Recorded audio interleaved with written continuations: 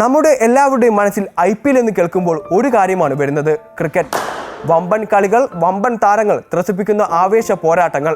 പക്ഷേ ഒരു ചോദ്യം, IPL ശരിക്കും ഒരു ക്രിക്കറ്റ് ടൂർണമെന്റ് മാത്രമാണോ, അതോ ഇതിന് പിന്നിൽ മറ്റൊരു ഗെയിം പ്ലാൻ ഉണ്ടോ? ഒരു 7000 കോടി രൂപയുടെ ടാക്സ് സേവിംഗ് മെഷീൻ ഇത് തന്നെയാണ് IPL. കമ്പനികൾ IPLന്റെ സ്പോൺസർമാർ ആകുന്നു, അഡ്വർടൈസിംഗിനായി കോടികൾ ചെലവഴിക്കുന്നു. ഫ്രാഞ്ചൈസികളാകട്ടെ പല കാര്യങ്ങൾക്കായി കോടികളുടെ ഇടപാടുകൾ നടത്തുന്നു. ഇതെല്ലാം ഇവരുടെയൊക്കെ ബിസിനസ് ചെലവാക്കി കണക്കാക്കുന്നു. ഇതിന്റെ ഫലമായി നികുതി കുറയും. ഉദാഹരണത്തിന് ഒരു കമ്പനിയെ എടുക്കാം. അവർ IPLൽ ഒരു ടീമിനെ സ്പോൺസർ ചെയ്യുന്നു, അതിനായി കോടികൾ ചെലവാക്കുന്നു. പക്ഷെ അവ ചെലവായതുകൊണ്ട് അതിനുമേൽ നികുതിയില്ല. അതാണ് tax planning. The sound, the occasion, the stage. IPL കാണുന്നവർ ഇതൊന്നും അറിയുന്നുണ്ടാവില്ല. പക്ഷേ ബിസിനസ് ലോകത്തുള്ളവർ ഇത് ബിസിനസ് ഓഫ് ക്രിക്കറ്റ് ആണ്.